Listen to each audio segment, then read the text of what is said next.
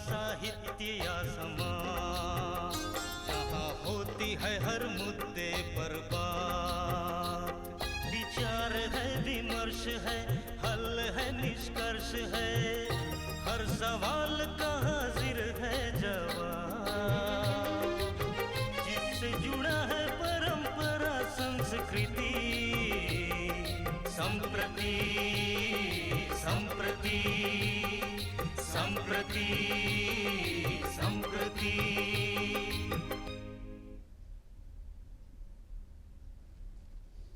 दर्शकों नमस्कार। संप्रति में आप सबों का स्वागत है। नई राष्ट्रीय शिक्षा नीति एवं उच्च शिक्षा में बदलाव, जी हाँ, इसी विषय पर आज हम बात करेंगे। और बात करने के लिए विशेषज्ञ के तौर पर हमारे स्टूडियो में डॉक्टर तपन कुमार शांडिल्य, आप विश्वविद्यालय डॉक्टर श्यामा प्रसाद मुखर्जी विश्वविद्यालय के वाइस चांसलर हैं। बहुत बहुत स्वागत सर आपका। सर, आज हम नई शिक्षा नीति पर आपसे बात कर रहे हैं। जी। और इसी में सबसे पहला सवाल मेरा आपसे ये होगा कि इस नीति के आने के बाद विश्वविद्यालयों के पाठ्यक्रम में क्या बदलाव आए हैं? देखिए, सबसे बड़ी बात तो यह है कि भारत में पहली बार भारत के अनुकूल राष्ट्रीय शिक्षा नीति बनी है। हाँ। हम यूँ कहें कि आज़ादी के बाद प्रथम राष्ट्रीय शिक्षा नीति है जिसमें एक आमूलचूल परिवर्तन किया गया है, इन्हें भारत के अनुसार बनाया गया है। तो बदलाव की जब बात करते हैं तो एक महत्वपूर्ण बदलाव तो हम कई बातों का जिक्र कर सकते हैं, लेकिन एक महत्वपूर्ण बात यह है कि मातृभाषा का महत्व हमारे राष्ट्रीय शिक्षा नीति में दी गई है, नंबर एक। नंबर दो, एक महत्वपूर्ण दूसरा बदलाव आप देखिएगा कि हमारे देश में पहली बार इस शिक्षा नीति में इंडियन नॉलेज सिस्टम पर जोर दिया गया, जो पिछले किसी भी नीति में इंडियन नॉलेज सिस्टम की बात नहीं कही गई। तो जब बदलाव की बात होती है तो हम इंडियन नॉलेज सिस्टम की बात कर सकते हैं, मातृभाषा की बात कर सकते हैं कि भारत में ज़रूरत है कि अपनी भाषा में पहले पढ़ाई का काम हो, क्योंकि उसमें बच्चे तुरंत सीख जाते हैं। मातृभाषा में किसी बात को बच्चे शीघ्र ही समझते हैं। या यूँ कहें कि कहीं राष्ट्रीयता को बढ़ावा देने के लिए ये कार्य किया गया है, ऐसा कुछ लगता है? राष्ट्रीयता मतलब डायरेक्ट हम फोकस नहीं करेंगे। हाँ। लेकिन भारत को पहचानने के लिए, भारत वर्ष को जानने के लिए राष्ट्रीय शिक्षा नीति में पहली बार पहल की गई है। ये एक बदलाव जी है ना। हाँ। कि हम बच्चों को ज्ञान दिलाएं जी कि अतीत को, अब चाणक्य की बात, वेद की बात, अब पुराण की बात, मनु की बात, उपनिषद की बात, वेदांत की बात, सभी कोई भी न्यू जनरेशन के बच्चे नहीं जानते जी। वो तो है जो कि भारत का वही विरासत है, जिसके कारण भारत कभी कहीं ना कहीं नहीं कहीं उसी कारण से भारत कभी जो है भारत को विश्व गुरु कहा जाता था। हाँ, बिल्कुल अग्रणी थे हम लोग जानते थे इसके बारे में। अब थोड़ी कमी आई थी जिसको पूरा करने के लिए। ऐसा डॉक्टर साहब, आप भारत पुनः विश्व गुरु हो, इसके लिए इस NAP 2020 में सारा बदलाव किया गया। यानी जो बदलाव की बात हम लोग कर रहे हैं उसमें पुनः नींव डाला गया है जी कि भारत पुनः विश्व गुरु बने। डॉक्टर साहब, आप कुलपति होने के नाते हमें ये बताइए कि आपको क्या लग रहा है, आपके विश्वविद्यालय या ऐसे भी अन्य विश्वविद्यालयों में यह कितनी कारगर हुई? देखिए, हम अपने विश्वविद्यालय की बात करें जी, डॉक्टर श्यामा प्रसाद मुखर्जी विश्वविद्यालय, कभी रांची कॉलेज होता था। और बड़ा गौरव इसका इतिहास रहा है रांची कॉलेज का जी। इसी कारण अपग्रेड होकर एक यूनिवर्सिटी बना और यूनिवर्सिटी का नाम दिया गया डॉक्टर श्यामा प्रसाद मुखर्जी। तो यहाँ वोकेशनल, प्रोफेशनल, ट्रेडिशनल सब्जेक्ट मिलाकर करीब 14 से 15,000 स्टूडेंट कैंपस में हैं आज के डेट में। यहाँ एक चेंजेस देख रहे हैं कि पुराना जो एजुकेशन सिस्टम था और नए एजुकेशन सिस्टम में बच्चे को फ्रीडम दिया गया है और जो बर्डन था पहले पढ़ाई लिखाई में जी, वो बर्डन को यहाँ हल्का कर दिया गया है NAP 2020 में। बच्चे चाहें जब चाहें तब वो अपना पढ़ाई को बंद करके रोजगार कर सकते हैं, पुनः अगर पढ़ाई करना है तो पुनः पढ़ाई को स्टार्ट कर सकते हैं। माने ये पहले नहीं था, ये पहले नहीं था, लेकिन NAP 2020 में हमें ये देखने को मिल रहा है कि आप अगर जब इच्छा हो तो अपनी पढ़ाई को जारी रख सकते हैं। मतलब कोई एक छात्र ड्रॉप ले सकता है, फिर से अनवरत उसकी शुरुआत कर सकता है। कुछ फीचर्स हैं NAP 2020 में जी, जैसे कि क्रेडिट बैंक सिस्टम बनाया गया, एग्जिट का पॉलिसी बनाया गया, और जहाँ पर हम पहले 10+2 +3 मॉडल को पढ़ते थे, हमारा पुराना यही है जी बिल्कुल, 10+2 +3 मॉडल, हाँ। वहाँ एक स्ट्रक्चर में भी चेंज हो गया। हाँ, उसी के विषय में मुझसे आपसे बात करनी है। ये जो 5+3+3+4 ये जो ग्रेजुएशन वाला जो 4 साल वाला हुआ है, ये हमारे दर्शकों को बताएं, क्योंकि ये उनको भी समझना अब जरूरी है, क्योंकि अब नई शिक्षा नीति के तहत ही पढ़ाई होगी। देखिए पहली बार इम्प्लीमेंटेशन किया गया, हाँ हाँ, तो शुरुआती में थोड़ा कठिनाई होती है। जी बिल्कुल, जब कोई भी पॉलिसी नई आती है ना, हाँ हाँ, तो प्रारंभ में थोड़ा कठिनाई होती है इम्प्लीमेंटेशन में, क्रियान्वयन में। जी, तो यहाँ भी वहाँ दिक्कत हुई। तो दिक्कत कहाँ कहाँ हुई? तो टीचर के मामले में, फैकल्टी के मामला में, कोर्सेज के मामला में, पुस्तकें के मामला में, है ना। जी बिल्कुल, तो बच्चे को पहले था फ्रेंडली अपने उस मॉडल से, हाँ, मॉडल चेंज होने से कुछ नई बात आ गई, है ना। शिक्षक जो हैं उनको भी जरूरत पड़ गई है, उस हिसाब से हमारे पास टीचर नहीं है। तो आप देखिए कि जो न्यू मॉडल है, स्ट्रक्चर जो है इसका अभी हमारे बीच, उसमें सब बातें सही हैं। एक जगह जाकर जो 4 आपने कहा कि ग्रेजुएशन का, जी, तो ग्रेजुएशन में यहाँ पर थोड़ा लिबरलाइज्ड किया गया है पॉलिसी को। अच्छा, कि जो पीजी कोर्स करेंगे, है ना, तो उनके लिए थोड़ा सा चेंज है। अच्छा, है ना, जी, कि वो लास्ट में शोध के कार्य के लिए कि पीजी वही करें जो शोध का कार्य करना चाहते। अच्छा, माने एम्प्लॉयमेंट से रिलेशन ग्रेजुएशन तक उसको स्टॉप कर दिया गया है। अच्छा, कि उसके बाद क्या पीएचडी की बात कर रहे हो? माने MA और PhD। अच्छा, हाँ, तो MA में ऐसा प्रावधान किया गया पोस्ट ग्रेजुएट में कि जो बच्चे शोध कार्य में आगे जाएंगे, शोध करना चाह रहे हैं, तो वैसे बच्चे को हम हायर एजुकेशन में, पोस्ट ग्रेजुएट के एडमिशन में थोड़ा सा उसके स्ट्रक्चर में बदलाव आ गया है। अच्छा, है ना, कि अब 2 साल और 1 साल। अब है कि 2 साल भी पीजी की पढ़ाई होगी और 1 साल भी रखा गया है, वैसे कि ऑनर्स की पढ़ाई होती थी पहले। तो वहाँ पर थोड़ा सा चेंज किया गया है, जो अभी आया नहीं है, अभी हम लोग के बीच आएगा तो थोड़ा सा डिफिकल्टी होगी। हाँ, क्योंकि अभी तो बच्चे नीचे से चले हैं, है ना। तो ग्रेजुएशन का भी अभी फाइनल, अब ग्रेजुएशन फाइनल में आ रहा है जी, उस मॉडल से। और उसके बाद पीजी का एडमिशन, पीजी का स्ट्रक्चर, पीजी के सिलेबस, पीजी के पुस्तकें, तो वहाँ पर थोड़ा सा इम्प्लीमेंटेशन में लगेगा, मैंने एक प्रकार से कम कन्फ्यूजन पैदा होगा, लेकिन है नहीं, बड़ा क्लियर कट है, समझने की चीज़ है कि हम पोस्ट ग्रेजुएट में कौन पढ़ाई करेंगे और शोध का कार्य कौन करेंगे। यही केवल अंतर किया गया है यहाँ पर न्यू स्ट्रक्चर में। अच्छा, हाँ। और सब सेम ही है करीब। डॉक्टर साहब, अभी जो आप लोगों ने मतलब नई शिक्षा नीति में जो फ्रीडम दिया गया है कि आप सब्जेक्ट चुन सकते हैं, क्या आपके विश्वविद्यालय में ये आसानी से हो पा रहा है, मतलब प्रैक्टिकली? हाँ, ये बड़ा बढ़िया क्वेश्चन है, गुड क्वेश्चन।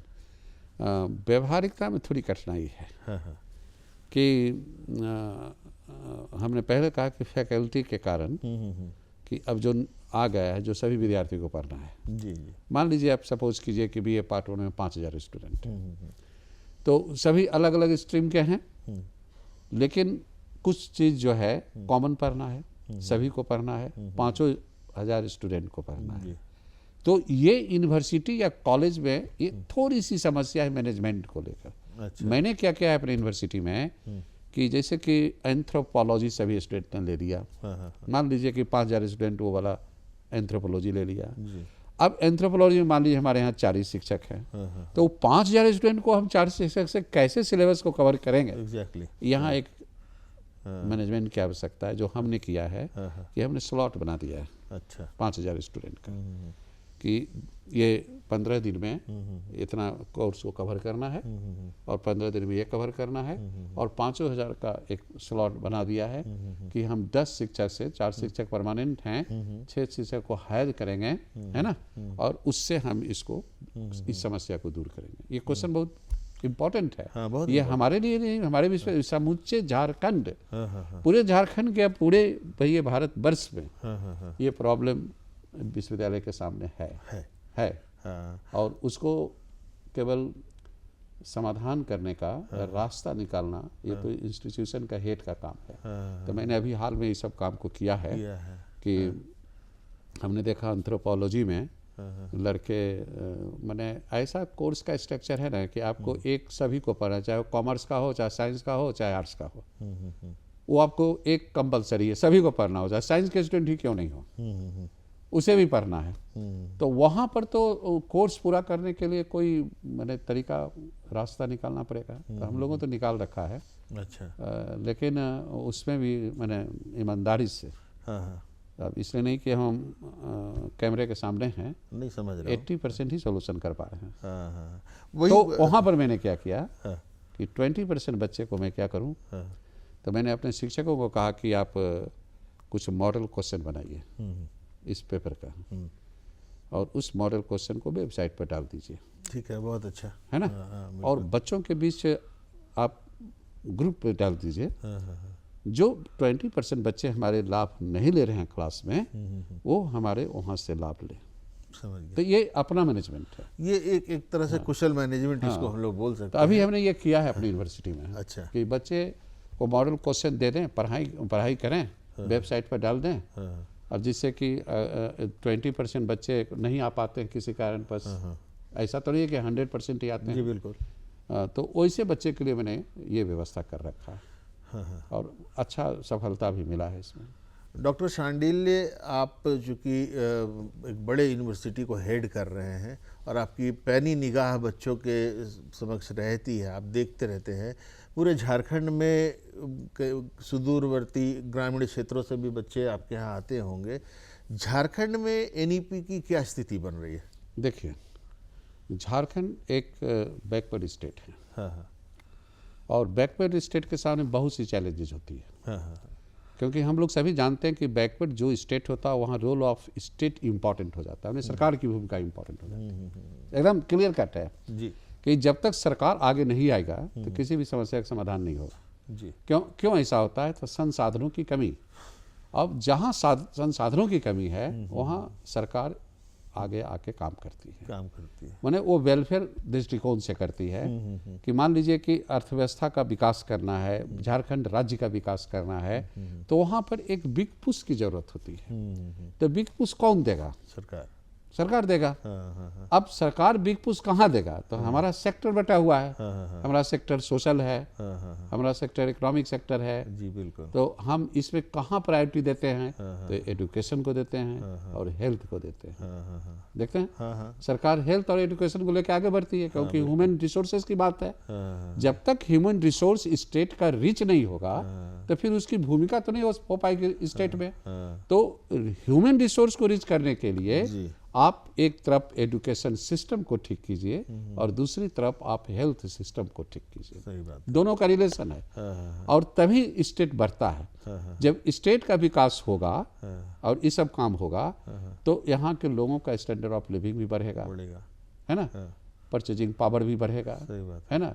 तो कुल मिलाकर हमारा कहना है कि चूंकि अब एनईपी पर बात हो रही है, तो यहाँ सरकार एजुकेशन के क्षेत्र में जो भी चुनौतियां हैं उसको पूरा सरकार की ओर से पहले होना चाहिए। उसके बाद ही आप कोई भी प्राइवेट सेक्टर के लोग, एनजीओ आदि काम करते हैं इस क्षेत्र में। ठीक बात। लेकिन मेन भूमिका सरकार की हो जाती है, क्योंकि एजुकेशन को फ्री कर दिया गया बहुत एक लेवल पर। बिल्कुल। तो फ्री क्यों क्या है कि हमें 100% लिटरेसी प्राप्त करना है ना। लेकिन आपके यहाँ लिटरेसी रेट उतना नहीं है जितना दूसरे विकसित स्टेट में है। अब मान लीजिए कि छोटा सा स्टेट केरल है, वहाँ 100% है। और आपका स्टेट इसी कारण ये सब इंडिकेटर्स हैं कि क्यों ये बैकवर्ड स्टेट है। इंडिकेटर्स है यही, लिटरेसी रेट है ना, ग्रॉस इन्वॉल्वमेंट रेशियो है ना। तो ये सब इंडिकेटर होते हैं किसी स्टेट को जानने का कि स्टेट विकसित है कि अविकसित है ना। झारखंड एक जो है स्टेट वो अभी पिछड़ा हुआ स्टेट है, जैसे बिहार है ना। हम लोग पहले अध्ययन करते थे बैकवर्ड स्टेट का, तो उसका एक स्टडी में हम लोग बीमारू स्टेट का नाम दिए थे, है ना। अब बीमारू में हम लोग बिहार को ले रहे थे, उत्तर प्रदेश को ले रहे थे, उसमें बिहार और झारखंड एक ही था, एक ही था। राजस्थान को और एमपी को लेते थे, क्योंकि यहाँ बेसिक इंफ्रास्ट्रक्चर का विकास की आवश्यकता थी, है ना। लेकिन विकास के क्रम में भी सभी स्टेट ने काफ़ी विकास किया है, ऐसा हम नहीं कह सकते हैं। हेल्थ हो चाहे एजुकेशन हो, झारखंड राज्य भी काफ़ी विकास किया। और वर्तमान में जो झारखंड सरकार है, हायर एजुकेशन और ये आपके नीचे के एजुकेशन में काफ़ी काम कर रहा है। क्योंकि मैं हायर एजुकेशन में देख रहा हूँ कि जो हायर एजुकेशन के और जो यहाँ सेक्रेटरी हैं राहुल पुरवार साहब, इन्होंने इतना अच्छा मॉडल बनाया है स्टेट के हायर एजुकेशन का विकास का कि मैं उनको यहाँ धन्यवाद देना चाहता हूँ। क्योंकि मैं प्राय उससे जुड़ा हूँ और जाता भी हूँ कि न्यू एनएपी कैसे सक्सेस करे झारखंड राज्य में। ये बहुत अच्छा सोच यहाँ के सेक्रेटरी साहब का है, बहुत अच्छा सोच है कि स्टेट का विकास हो, झारखंड का विकास हो। अब झारखंड के विकास के लिए तो बहुत बात है, जैसे स्कॉलरशिप बहुत सा अभी हुआ है। जैसे आप कहिए कि यहाँ के कम बच्चे नेट और जीआरएफ करवाते हैं, है ना। तो उसके लिए भी सरकार ने अलग से नेट और जीआरएफ के अलावा सरकार ने अलग से व्यवस्था कर रखा है कि हम स्टेट से स्कॉलरशिप देंगे वैसे बच्चे को जो जीआरएफ और नेट से वंचित हो जाता ये तो है, हाँ, तो है। तो सरकार की पहल बहुत सुंदर है। हाँ, बहुत सुंदर। जो बहुत स्टेट में देखने को नहीं मिलता है कि 25,000 रुपया अगर हम उसको देंगे और यहाँ का ट्राइबल स्टूडेंट ज़्यादा है। हमारा यूनिवर्सिटी आप लीजिए तो 80% ट्राइबल स्टूडेंट है ना, 80% है। तो उसको तो फिनेंशियल हेल्प दीजिएगा ना, वो तो कमज़ोर है ना, समाज का एक कमज़ोर वर्ग है सब, तो उसको एक फाइनेंशियल हेल्प की आवश्यकता होती है। तो वो काम सरकार करती है और सरकार कर भी रही है, इसलिए झारखंड सरकार को यहाँ पर हम धन्यवाद देना चाहेंगे। सरकार तो काम कर रही है और हम आपको बताएं डॉक्टर शांडिल्य कि हमारा दूरदर्शन भी स्वास्थ्य और शिक्षा को बहुत ज़्यादा तवज्जो देता है। बहुत सारे कार्यक्रम हम लोग उस पर करते हैं। ओवरऑल अगर बात करें, अभी तो झारखंड स्टेट की बात कर रहे थे हम लोग, या कुछ स्टेट्स, चुनिंदा स्टेट्स की बात कर रहे थे। भारत को विश्व के पटल पर कहाँ देखते हैं? एनईपी अगर बहुत अच्छे से रेगुलराइज हो जाता है तो कैसा लगता है आपको, हमारे यहाँ का एजुकेशन कैसा हो जाएगा? देखिए, एनईपी 2020 में जो अभी बहुत कम लोग को पकड़ पा रहे हैं, जो डिग्री लेने के लिए हमारे देश के लोग बाहर जाते थे, इंग्लैंड जा रहे हैं, अमेरिका जा रहे हैं, ऑस्ट्रेलिया जा रहे हैं सिडनी में पढ़ाई करने के लिए, लंदन स्कूल ऑफ इकोनॉमिक्स में पढ़ने के लिए जा रहे हैं, हार्वर्ड में पढ़ने के लिए जा रहे हैं। तो उसी पैटर्न पर इस एनईपी 2020 में प्रावधान किया गया है कि हमारे बच्चे भारत में ही रहकर, है ना, अच्छी शिक्षा ले और उस इंस्टीट्यूशन का लाभ ले। वो फ्रीडम दे दिया गया कि हार्वर्ड के स्टूडेंट को जो लाभ हो रहा है वो भारत के स्टूडेंट को लाभ हो, लंदन स्कूल ऑफ इकोनॉमिक्स के स्टूडेंट को जो लाभ हो रहा है वो भारत के स्टूडेंट को लाभ हो, सिडनी में यूनिवर्सिटी का लाभ हो रहा है तो हमारे भारत के स्टूडेंट को लाभ हो। माने जो गरीब हैं वो अगर नहीं जा पाते हैं हार्वर्ड पढ़ने के लिए, तो हार्वर्ड यूनिवर्सिटी माने एक ओपन किया गया हमारे एनईपी 2020 में कि वो संस्थाएं भारत में ही रहकर भारतीय बच्चे को पढ़ाए। तो ये एक चेंजेस हुआ। अब देखिए यहाँ पर कि एनईपी 2020 में सिलेबस में पढ़ने के लिए तो भारत के बारे में तो जैसे लाया गया है, जैसे मैंने शुरू में कहा कि इंडियन नॉलेज सिस्टम को जानना बहुत ज़रूरी है। अब उसमें हमारे यहाँ संस्कृत पढ़ने के लिए, वेद पढ़ने के लिए, पुराण पढ़ने के लिए, उपनिषद पढ़ने के लिए, वेदांत पढ़ने के लिए इसका नॉलेज नहीं है हमारे बच्चे के पास, है ना जी। तो ये चीज़ को इसमें अभी इंडियन नॉलेज सिर्फ बड़ा भास्ट है, छोटा चीज़ नहीं है, है ना। हम इसका कई माने हमको मेडिसिन के क्षेत्र में अब देखेंगे, उद्योग के क्षेत्र में, एडुकेशन के क्षेत्र, इसको सभी क्षेत्रों में आपको बांट कर अध्ययन करना पड़ेगा इंडियन नॉलेज सिस्टम। कोई छोटा किसी एक पहलू को उठाइएगा तो उतना बच्चों को बेसिक ज्ञान देने का पॉलिसी पहली बार भारत में एनईपी 2020 में किया गया, पहली बार किया गया। तो बदलाव जो है इस NEP 2020 में यह है कि कमजोर बच्चे भी पढ़ जाएंगे, है ना। हाँ। जैसे आपके झारखंड सरकार ने इंटरनेशनल स्कॉलरशिप को लागू किया है, आप देखे होंगे कि यहाँ के बच्चे को जो विदेशों में जा रहे हैं उसको स्कॉलरशिप, उसका नाम रखा गया है ना, क्या देखिए ना, कुछ नाम अभी नाम तो मुझे भी ज्ञात नहीं है। नहीं, हमको तो याद है, क्या उस फंक्शन में हम गए थे, उसमें गए थे जो विदेशों में पढ़ने के लिए पहली बार वगैरह का भी पैसा देती नहीं, है सरकार। पहली बार किसी स्टेट ने स्टार्ट किया है। आप बता देते हैं आपको बिहार, MP और उत्तर प्रदेश और बंगाल और उड़ीसा, यहाँ कहीं नहीं है कि अपने स्टेट के बच्चे को विदेशों में पढ़ने के लिए स्कॉलरशिप झारखंड सरकार ने पहली बार किया है, पिछले साल किया था जी। आपके जवाब से ही मैं एक सवाल बनाता हूँ, कम से कम 2 भारतीय भाषा की अनिवार्यता इस पॉलिसी में है, वो उसका क्या तात्पर्य है? देखिए, भाषा बहुत ज़रूरी है।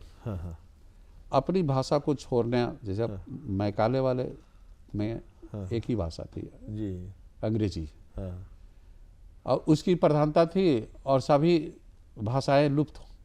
हाँ बिल्कुल। तो हमारी भाषा लुप्त नहीं हो, इसके लिए NEP 20 में प्रावधान किया गया। अच्छा, आप देखिए, आप इसी को लीजिए, आप झारखंड को लीजिए।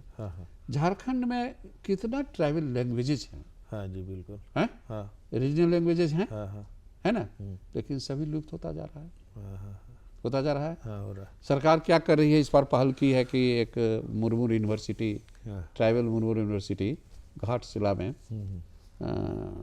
खोली दी है। वहाँ उस यूनिवर्सिटी के पीछे उद्देश्य है झारखंड सरकार का कि हम इस लैंग्वेज को बचाएं। अच्छा, है ना, और लैंग्वेज को बचाना जरूरी है। तो क्या क्षेत्रीय भाषा की भी पढ़ाई हो? हाँ, अच्छा, एकदम जरूरी हो गई है। जैसे बहुत सा है ना, अब ट्राइबल लैंग्वेज में आपको 4-5 लैंग्वेज है, ओरिजिनल में भी है, फोक, रूक, ये सब है। तो खोरठा है ना, मुंडारी, पंचगनिया है। और उधर आइए तो उधर संथाल तरफ जो संथाली है, तो इसको बचाना तो जरूरी ना है। बिल्कुल है?